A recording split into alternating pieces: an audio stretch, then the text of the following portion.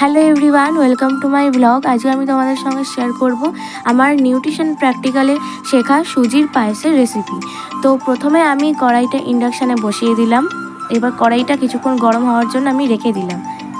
কড়াটা গরম হয়ে যাওয়ার পর এখানে আমি দিয়ে দিলাম 1 চামচ মতো বাটার। আমি এখানে বাটার দিয়ে এটা করেছি, তোমরা ঘি বা সাদা তেল দিয়েও করতে পারো। আসলে ঘি খেলে অনেক সময় শরীর খারাপ করে, তাই আমি বাটারটাই দিলাম।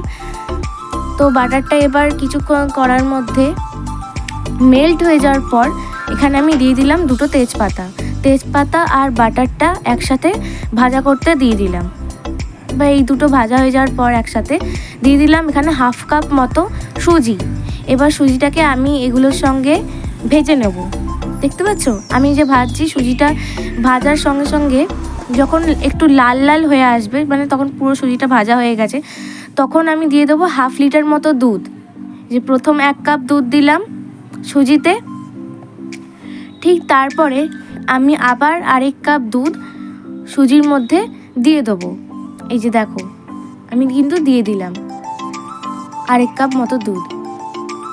ব্যাস, এবার এইটাকে আমি একসঙ্গে এবার নাড়াচাড়া করতে শুরু করব সুজির সঙ্গে মিশিয়ে। দুধটাকে কিন্তু আগে থেকে আমি গরম করে রেখেছিলাম। তোমরা একটা জিনিস খেয়াল রাখবে, যখন সুজিটা দুধের সঙ্গে নাড়াচাড়া করবে তখন যেন ক্লড না হয়ে যায় সুজিটা। তো তারপরে আমি দিয়ে দিলাম এর মধ্যে কাজু আর কিশমিশ। এগুলোকে আমি আগে থেকেই ভিজিয়ে রেখেছিলাম ভালোভাবে। তো কাজু আর কিশমিশ দেওয়ার পর এখানে আমি দিয়ে দেবো 2টো এলাচ।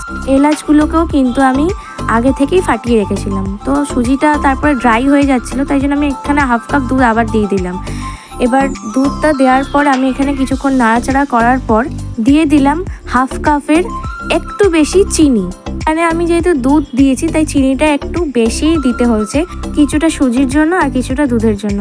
তো এবার সব কিছু আমি একসঙ্গে মিশিয়ে নাড়াচাড়া করতে শুরু করলাম। সুজি কিন্তু আমার প্রায় হয়ে গেছে। হয়ে যাওয়ার পর আমি সুজিটাকে নামিয়ে নিয়ে কড়া থেকে একটা প্লেটে ঢেলে নিচ্ছি। দেখো, এটা হচ্ছে সুজির পায়েসের ফাইনাল লুক। এটা আমি স্কুলে নিউট্রিশন প্র্যাকটিক্যালে শিখেছিলাম, আবার এতদিন পর বাড়িতে ট্রাই করলাম। তারপরে ভাবলাম যে একটু মাকে টেস্ট করিয়ে মায়ের থেকে ফিডব্যাকটা নিয়ে নিই। মা খেয়ে বললো দারুণ হয়েছে। ক্ষীর খাচ্ছি না সুজি খাচ্ছি বোঝা যাচ্ছে না। তো এতটাই ব্লগ। ভালো লাগে like comment follow and subscribe করো। Thank you.